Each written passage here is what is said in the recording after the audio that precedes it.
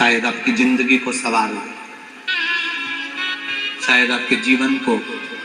सवार। मेरी जीजियों, मेरे जीजाओं, मेरी बेटियों, बेटाओं, कभी मौका लगे शंकर भगवान के शिवलिंग के पास में आप बैठे हैं, कभी पूजन करने के लिए, और आपको शंकर भगवान के शिवलिंग के पास में या शंकर भगवान के शिवलिंग के ऊपर कनेर का अगर पीला फूल देखा है ना आप लोगों ने, अरे बोलो तो जम के, यदि पीला फूल शिवलिंग के आसपास में या शंकर भगवान के ऊपर कहीं रखा हुआ भी दिख जाए, विषम परिस्थिति हो, बहुत हिम्मत ना हारते हुए, कभी भगवान अकेले में एकांत में आप पहुंचे उनके पूजन के लिए, कनेर का पुष्प वहां रखा है, चाहे वो जलाधारी पर रखा हो, चाहे वो शिवलिंग के पास में रखा हो, शिवलिंग पर रखा हो, उस कनेर के पुष्प को अगर आप 5 जगह का स्पर्श कराकर अपने हृदय की बात कहकर वापिस महादेव को समर्पित कर देते हो, तो भी मेरा महादेव तुम्हारे दुख का निवारण कर देगा। अब वो 5 स्थान,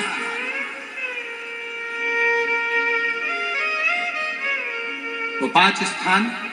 पहला गणेश जी, गणेश जी का जो स्थान होता है वह जगह। दूसरा षडानंद कार्तिक, तीसरा अशोक सुंदरी वाला स्थान, चौथा जलाधारी जो ऊपर से बूंद बूंद जल नीचे गिरा रही है, जया, विषहरा, श्यामली बारी, दौतली, देव, शंकर जी की 5 बेटियों का। और 5वें नंबर का है शंकर भगवान के, जो कैसे वर्णन किया जाए, त्रिशूल के 3 भाग होते हैं। करें दर्शन आप लोगों ने, ये से सामने त्रिशूल लगा है, इस त्रिशूल के ऊपर देखेंगे तो 3 भाग दिख रहे हैं आपको, नजर आ रहे हैं सबको? त्रिशूल का जो 3 भाग होता है, उस 3 भाग का जहां ज्वाइंट होता है, जहां मिलता है, एक जगह पर देखो तीनों भाग एक जगह पर मिले हुए, 3 भाग का जहां मिलन होता है, 5वां स्थान, ये 5वां स्थान, यहां पर स्पर्श कराकर शिवलिंग पर अपनी कामना कर कर श्री शिवाय नमस्तुभ्यम कहकर बाबा से अपने मन की बात कहकर जो समर्पित कर देता है, हम 3 महीना भी नहीं कहेंगे, हम तो कहेंगे अगर ज्यादा दुख है 3 दिन इंतजार करना, मेरा बाबा वो दुख को मिटाएगा। 3 महीना बहुत दूर, पर करना है दिल से। और ये नहीं कि आप जान करके पहले फूल रखिए आए और जान करके आपने काम किया, जान कर नहीं होता वो तो। कभी वहां पर अगर कनेर का पुष्प वहां मिल जाए, जान कर नहीं कि तुमने किसी का छोरा से कह दिया तू चढ़ा कर जा, मैं आ जाऊंगी, ऐसा होता है ना कई बार। जिसने कहा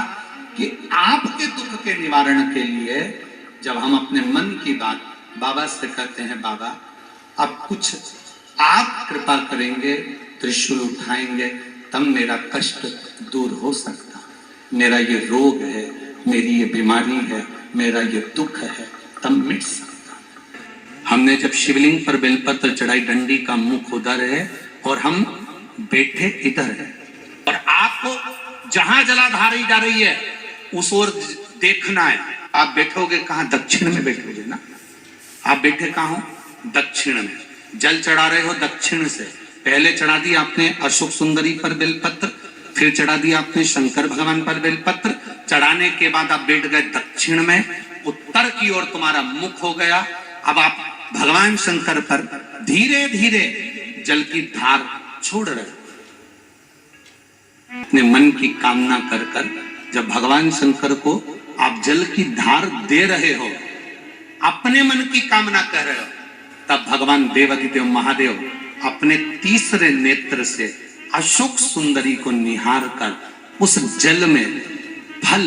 प्रदान कर कर जब हम जल को झेल कर आचमन करते हैं या रोग मुक्ति के लिए या कोई व्यापार वृद्धि के लिए उस जल को लेकर जाते हैं, तो देवादिदेव महादेव का तीसरे नेत्र का तेज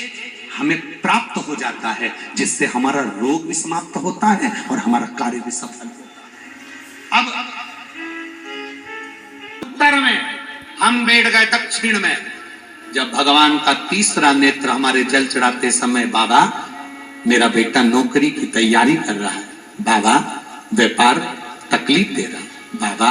बहुत दुखी हूं, धीरे धीरे शंकर को जल समर्पित किया तो उनका जल का छींटा हम पर लग जाता है,